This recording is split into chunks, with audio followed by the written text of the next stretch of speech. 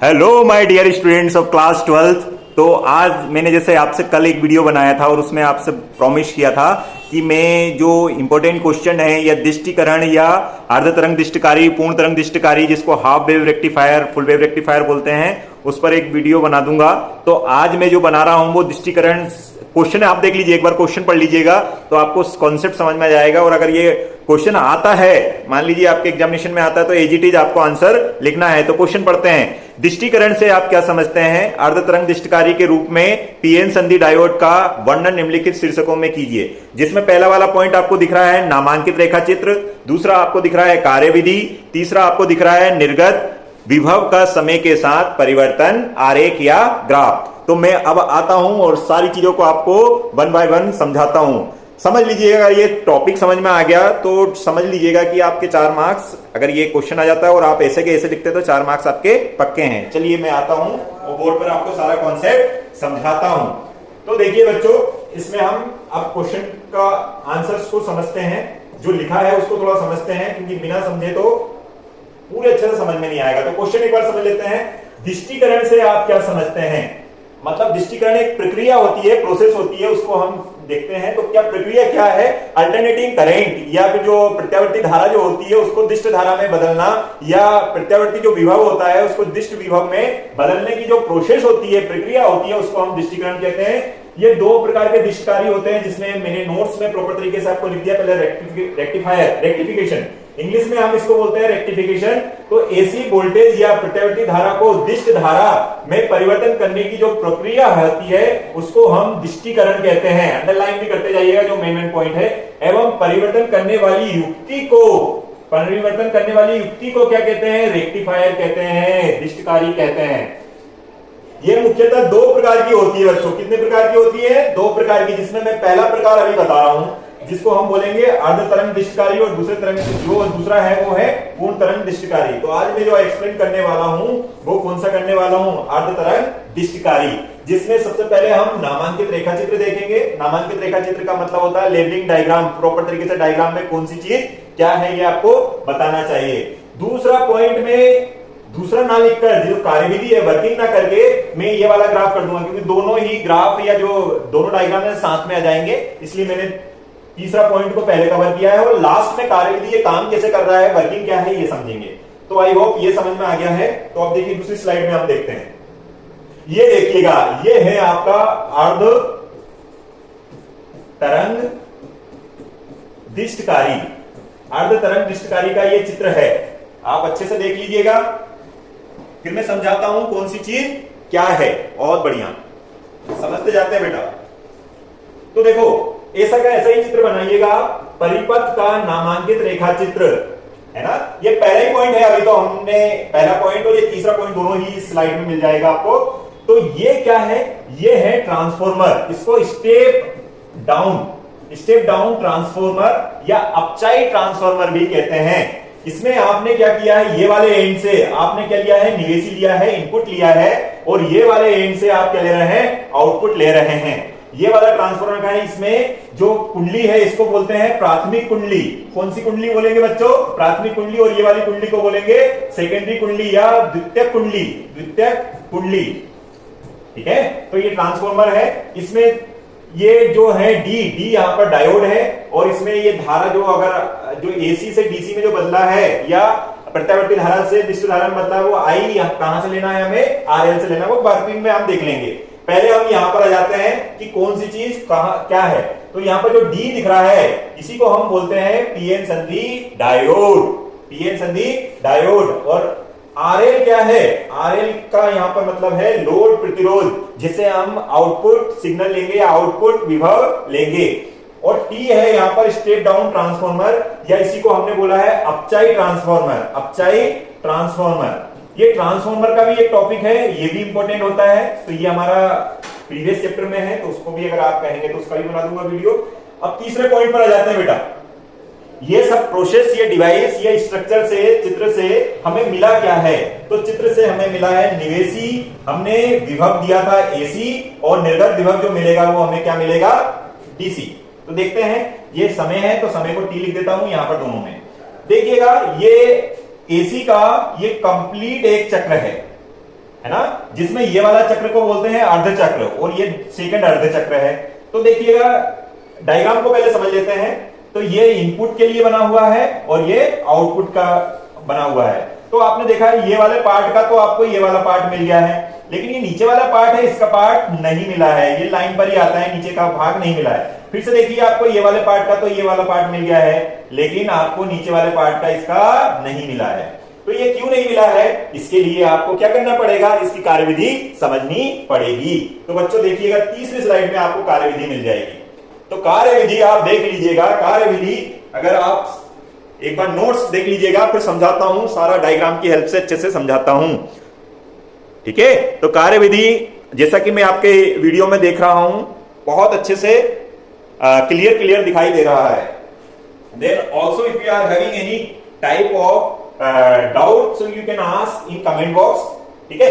तो दूसरा वाला सीक्वेंस में कार्यविधि है। देखिए बच्चों, जब अपटाइप ट्रांसफॉर्मर, इसका नाम क्या लिखा है, टी को प्राथमिक कुंडली, जैसा कि मैंने उसमें बताया, के सिरों पर प्रत्यावर्ती विभव एसी लगाया जाता है तो कौन सा प्रेरण होता है, अन्योन्य प्रेरण होता है। जब दो कुंडली लेते हैं तो एक कुंडली से दूसरी कुंडली में क्या होता है, अन्योन्य प्रेरण होता है, ठीक है। द्वितीय कुंडली में भी प्रत्यावर्ती विभव प्रेरित हो जाता है और इसके कारण जो प्राथमिक में था प्रत्यावर्ती विभव और जो अन्योन्य प्रेरण के कारण द्वितीय कुंडली में भी प्रेरित हो जाता है। अब देखते हैं प्रथम अर्ध चक्र में क्या हो रहा है। जैसा कि मैंने ये पिछले उसमें दिखाया है, ये वाला जो है ये प्रथम अर्ध चक्र है, ये वाला क्या है, प्रथम अर्ध चक्र, और ये द्वितीय अर्ध चक्र है। मतलब ये पूर्ण चक्र कैसा होगा, ये पूरा चक्कर होता है पूर्ण चक्र।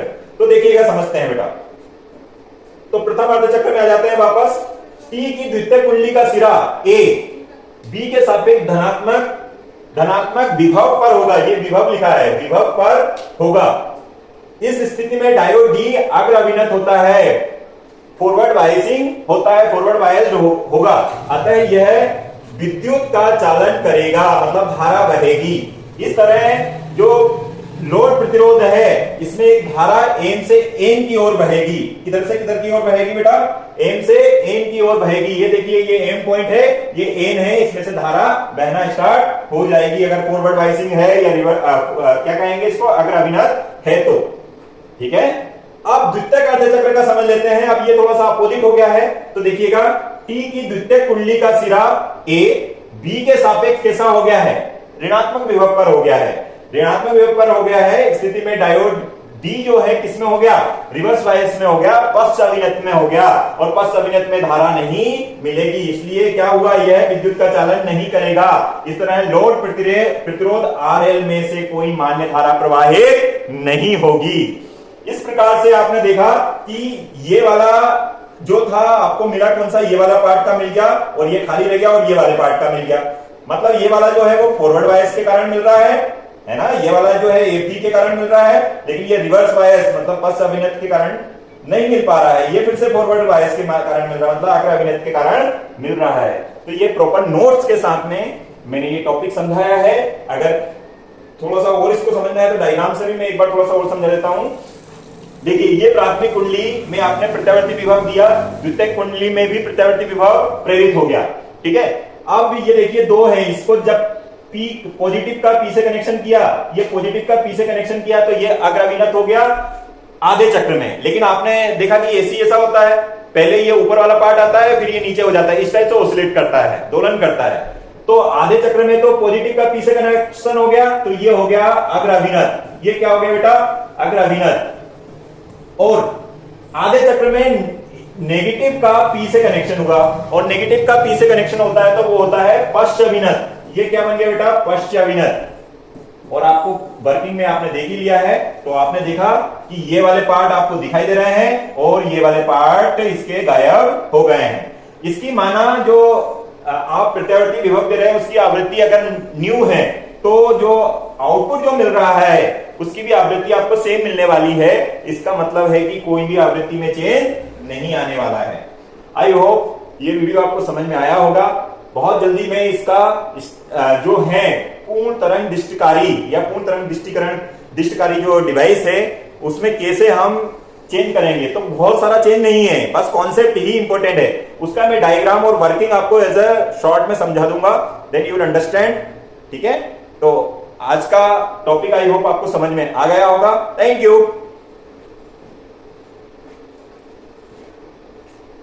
Hello students of class 12।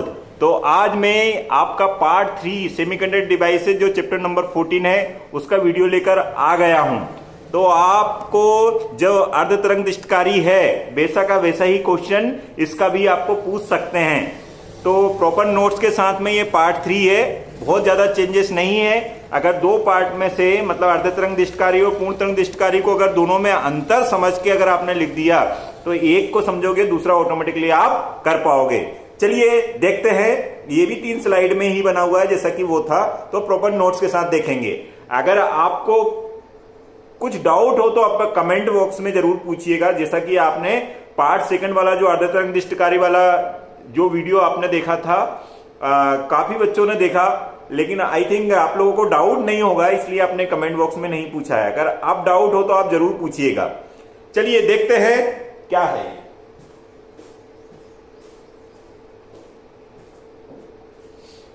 देखिए क्वेश्चन ही देख लेते हैं।